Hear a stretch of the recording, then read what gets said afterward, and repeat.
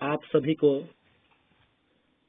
मेरा नमस्कार, सुप्रभात।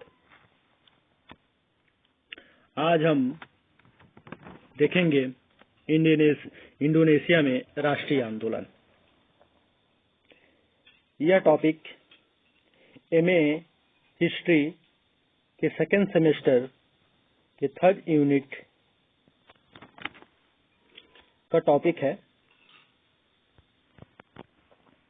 जिसमें हम देखेंगे ऐतिहासिक पृष्ठभूमि, मतलब इंडोनेशिया में राष्ट्रीय आंदोलन प्रारंभ के समय उसकी स्थिति कैसी थी, किस प्रकार से थी, यह सारे चीज। दूसरा, इंडोनेशिया में इस्लाम का प्रवेश कैसे हुआ। तीसरा, पाश्चात्य देशों से संपर्क कैसे हुआ। चौथा, इंडोनेशिया में डचों का प्रभुत्व और उनकी सफलताएं कैसी थीं। पांचवा, डच शासन में इंडोनेशिया में क्या क्या सुधार किए, इसका विस्तार करेंगे। छठवां, इंडोनेशिया में डच शासन का मूल्यांकन। सातवां, गणतंत्र का निर्माण। आठवां, सुरक्षा परिषद में इंडोनेशिया। नौवां, प्रथम पुलिस कार्यवाही। 10वां, डचों द्वारा फुट डालने की नीति का अनुसरण। 11वां, द्वितीय पुलिस कार्यवाही। 12वां, इंडोनेशिया में गणराज्य का गठन। 13वां, इंडोनेशिया की आंतरिक नीति या आंतरिक राजनीति।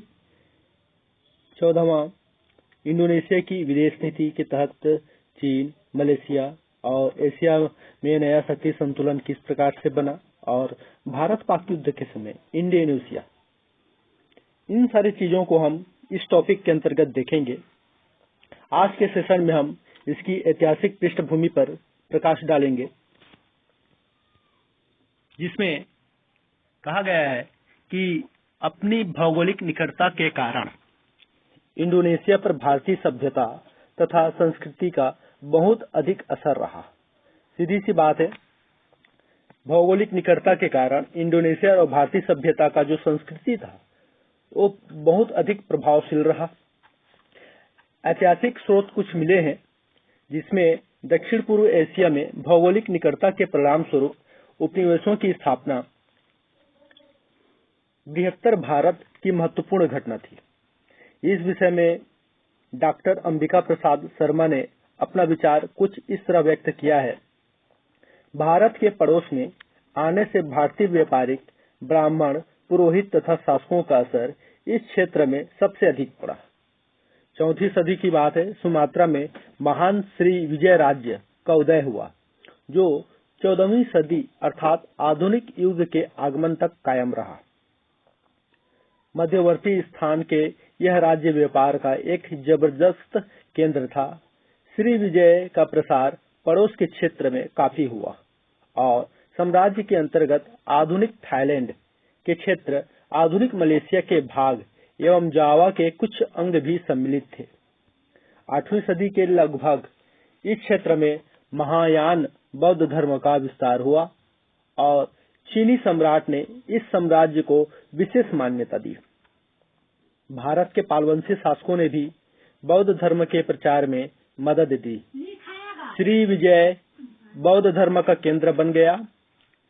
इसी काल में केंद्रीय जावा में शैलेंद्र वंश के अभ्युदय हुआ और इसके शासकों ने 9वीं सदी में श्री विजय पर अधिकार कर लिया और अनेक मंदिरों का निर्माण भी किया, जिसमें विश्व प्रसिद्ध बोरोबुदुर भी सम्मिलित है। भारतीय सभ्यता तथा इतिहास की परछाई इस क्षेत्र में इतनी गंभीर थी कि जब भारत में ब्राह्मण धर्म का पुनरुत्थान हुआ तथा बौद्ध धर्म का ह्रास हुआ, तो यही प्रक्रिया इस क्षेत्र में भी हुई। ब्राह्मण से प्रभावित साम्राज्य मतारम का उदय केंद्रीय जावा में हुआ, जिसका प्रसार 10वीं तथा 11वीं सदी में काफी दूर तक हुआ। इसी काल में बाली नामक द्वीप समूह में हिंदू धर्म का प्रचार हुआ, जिसके अवशेष अब भी यहाँ विद्यमान है। यह राज्य आधुनिक युग के आगमन के पहले तक कायम रहा। श्री विजय का अंत दक्षिण भारत के प्रतापी चोलों ने एवं इसका स्थान 14वीं सदी में अंतिम हिंदू राज्य महापहित ने ले लिया, जिसका पालन पाश्चात्य सभ्यता के आगमन के उपरांत ही हुआ। डॉक्टर अंबिका प्रसाद शर्मा के इस विवरण से प्राचीन काल एवं मध्यकालीन इंडोनेशिया पर भारतीय असर का स्पष्ट प्रमाण प्राप्त होता है।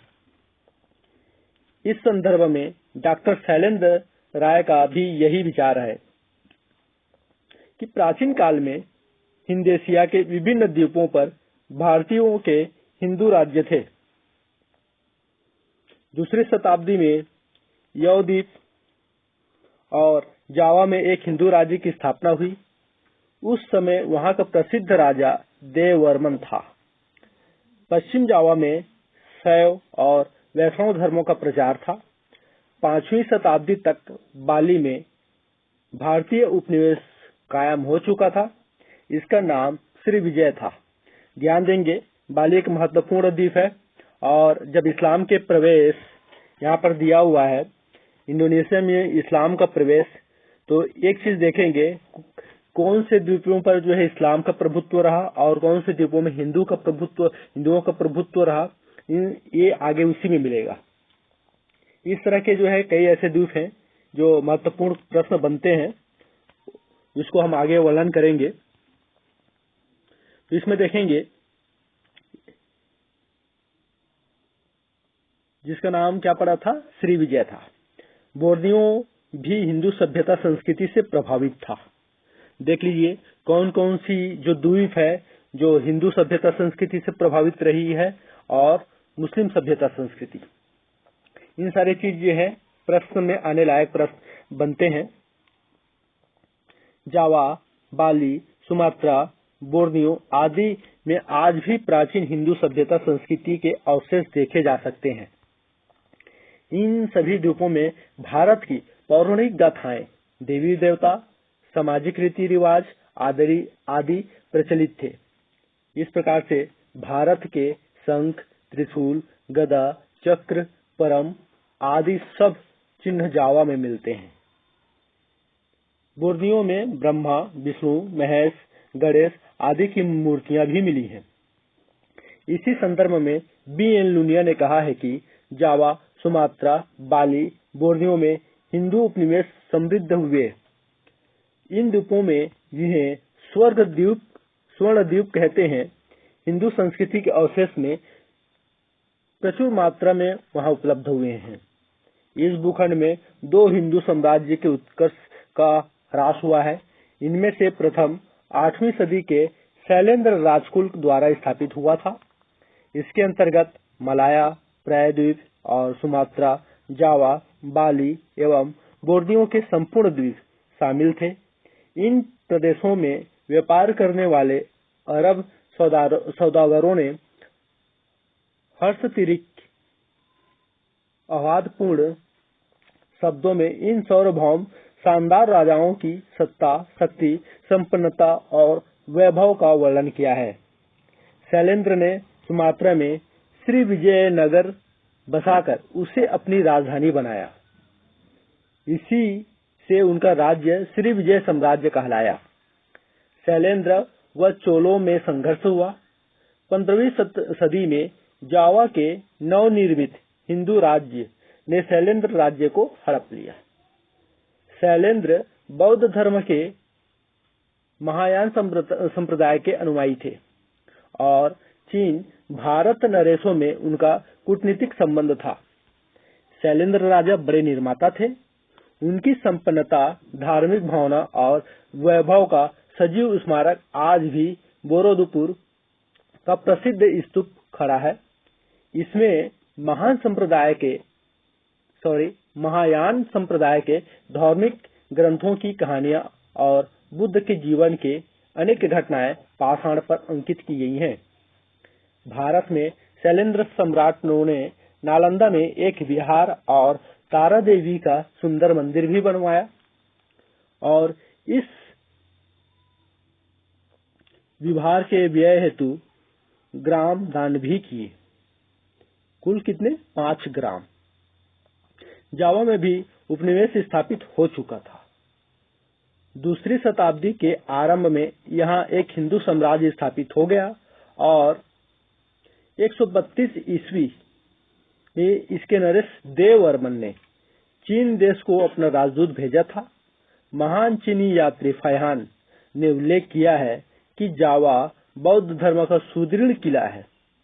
5वीं शताब्दी में पश्चिमी जावा में शासन करने वाले पूर्णवर्मन को संस्कृत भाषा के जो 4 अभिलेख प्राप्त हुए हैं, उनसे प्रमाणित होता है कि इस युग तक भारतीय संस्कृति जावा में अपना घर कर चुकी थी।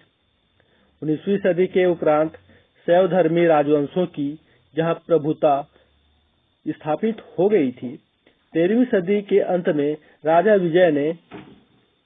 विजय ने मजपहित स्थान पर अपनी राजधानी बनाकर एक नवीन राजवंश की स्थापना की। 1365 ईस्वी में मजपहित साम्राज्य में संपूर्ण मलाया प्रायद्वीप और मलाया द्वीप समूह शामिल कर लिया गया।